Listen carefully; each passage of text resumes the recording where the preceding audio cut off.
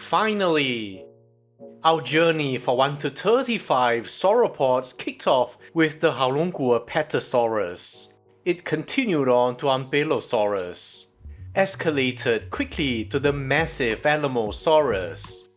And really by the time we got to the Argentinosaurus, I knew there was nothing Haolonggood couldn't do, and it was just a matter of time before we got all three sauropods forming the OG triad.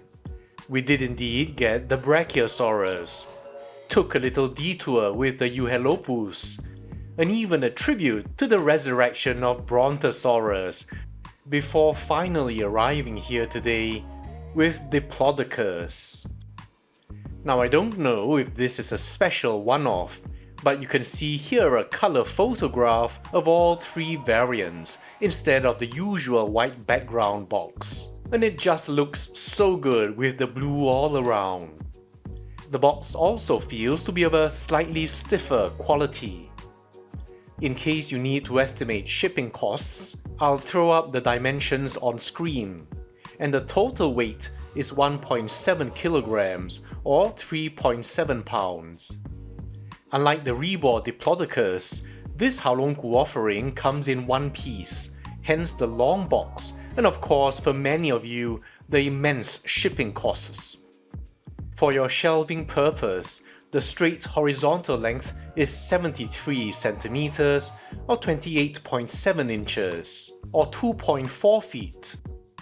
And the highest point to the crown of the head will be 22.7 centimeters, so let's round off to 23 centimeters or 9.1 inches or 0.8 feet. Now measuring through the centra, I estimate this model to be 86 centimeters or 33.9 inches or 2.8 feet. Now this tail alone, from the base through the curves, I estimate to be 49 centimeters or 19.3 inches or 1.6 feet or 57% of the entire length. For Diplodocus carnegii, with an estimate of 24 to 26 meters or 78.7 to 85.3 feet. Taking the higher 26 meters, this model is about 1 to 30th scale. And here's how that looks next to the 1 to 30th scale Wonder Artistic Models humanoid. Diplodocus holorum has been estimated at 29 to 32 meters long. And for this range, you do get a scale of 1 to 35 based on a 30.1 meter or 98.8 foot animal. And here's the 1 to 35 scale Wonder Artistic Models humanoid. Now this is just a general idea, and I've also cautioned before that length-based scaling only gives a rough proportional sense of size and doesn't account for the volume. Still, it's worth using, as that's often how manufacturers reckon their scales. Here are both scale humanoids again to help you decide. Now this model weighs 990 grams or 2.2 pounds or 35.2 ounces. Like most of its major sauropods, Haolonggood offers this Diplodocus in 3 color variants, and luckily each is uniquely patterned as well. We have the green, the brown, and this time I also got the blue. This Diplodocus is quite expensive, and even more so because of the crazy shipping prices at the moment. And because I didn't give the blue Giganotosaurus a chance based on those stark white spots and squiggles, I thought I'd fall on my sauropod for you guys and get 3 to help you decide. In this video, we'll start with the one I personally like the most overall, the green. So first, let's look at the overall color scheme. The color is predominantly an olive green mixed with a pale yellow, which is mixed so smoothly that some parts actually look airbrushed. I like this larger light patch here, and then smaller ones in the neck, and echoes here in the tail base. It has such a natural and soothing overall appearance, and also reminds me of an elevated version of my very first serious Diplodocus, the Carnegie Diplodocus, which is one of my favorites still. And as for the pose itself, I like it. The neck is pulled up a little, and the position of the leg suggests an animal coming to a sudden stop or making a change in direction. Now going to the head, you see the kind of detail in the facial scalation which we've come to expect in Haolonggood. It has the typical horse-shaped head of Diplodocus, but with a buildup of presumably soft tissue which grants it a bit of a peaked profile here. It looks like an almost trunk knot in a double form down the top and highlighted in a blue, and you can imagine an eye-catching sight if these tissues could be inflated. There are also what look like parallel muscle bellies here, which you can see more clearly in the unpainted version, and I'm not sure about this. In the unpainted version, you also see clearly where the beak-like structure begins, and the mouth closure is handled in a more natural way this time round, without the sometimes cartoonish effects we've seen in their other sauropods. The eyes are carefully painted, though if you want to be nitpicky, you have on the left here a forward-focused pupil, while on the right, it's nicely centered, which is actually how I prefer it, as it avoids sometimes cartoonish effects.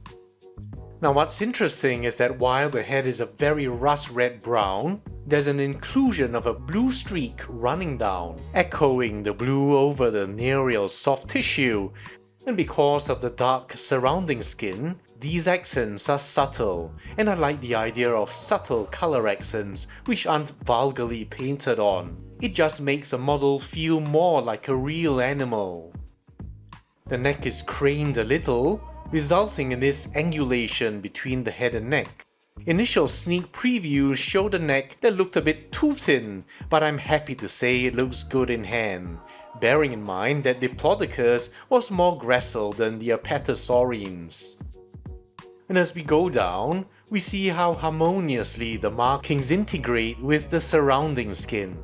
You'll also see how finely and delicately the skin textures are sculpted. And together with this sublime paint application, how like a real animal this is. It's also nice to see the suggestions of loose skin down the neck, and possibly some superficial vascularity as well.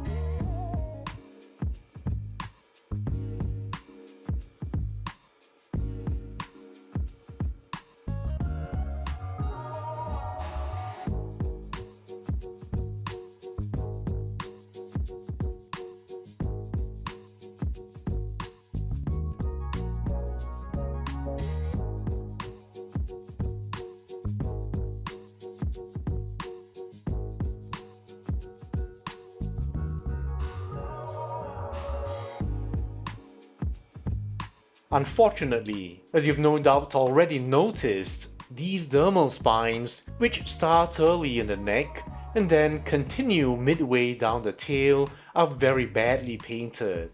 As a feature which is so commonly associated with Diplodocus reconstructions, I'm disappointed.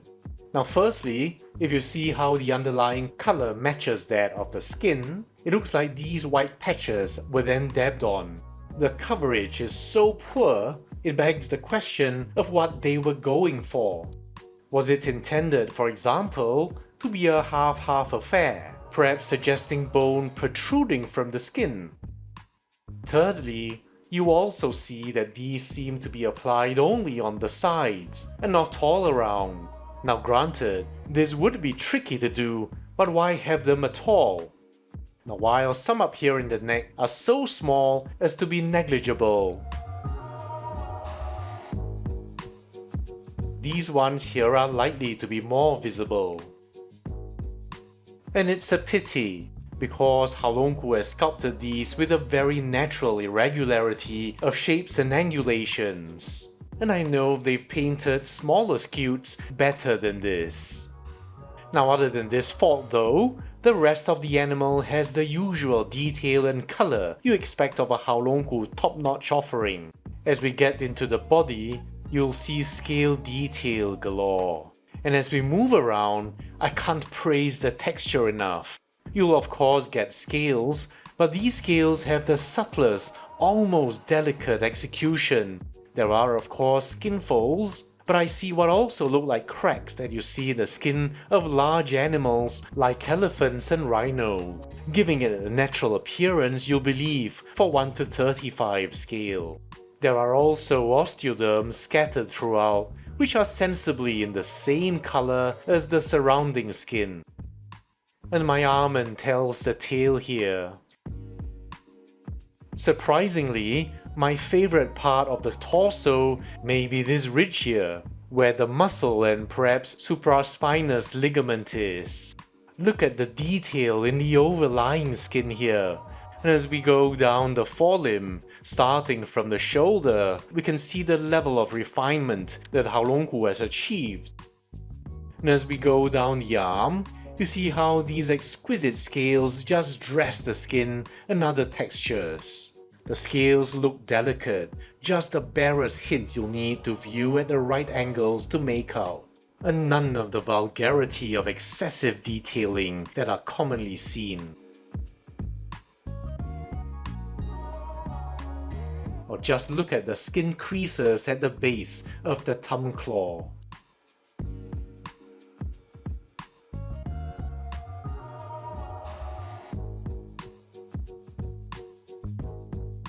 Likewise, we go down the thighs, just look at that texture.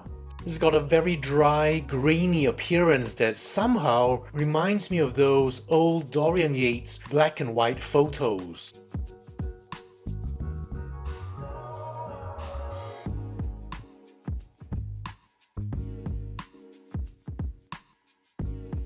And down the legs, again look at how fine the scales draping this part is.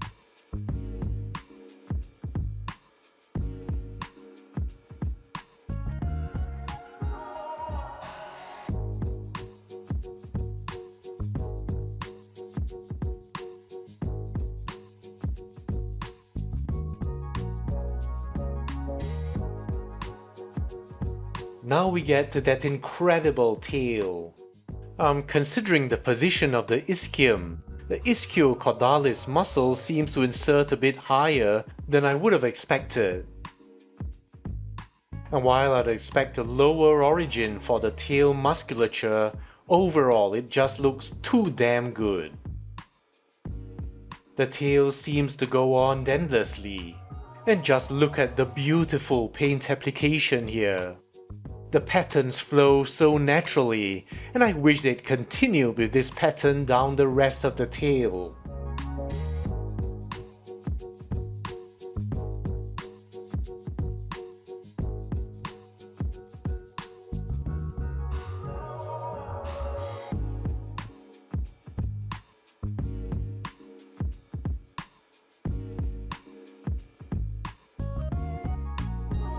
And here we see those speculative osteoderms which surround the tail we also saw in the Brontosaurus. And once again, the pathological obsession with orange tail tips, but thankfully, flowing from the olive, it does look good. A quick look at the underside now. As you'd expect, plenty of nice detail and different interesting morphologies. There's this one here, which is a very rectilinear appearance that's very unusual. And expert viewers can comment on where this might have come from.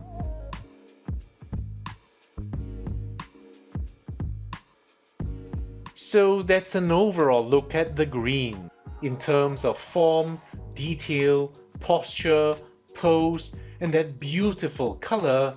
Haolonggood has brought a high degree of refinement to this iconic sauropod. Just a couple of things would have made it better. First, the paint application of those midline dermal spines. And second, for me, I wish they'd gone with a more uniform olive throughout the animal. I love this coloration so much. While I've mentioned before that Haolonggood still lacks a certain je ne sais quoi in paint application that PNSO has, in this model, I believe that Haolonggood is very close, if not already there. Let me know what you think, and I'll see you in the next video. I hope to get to part 2 soon.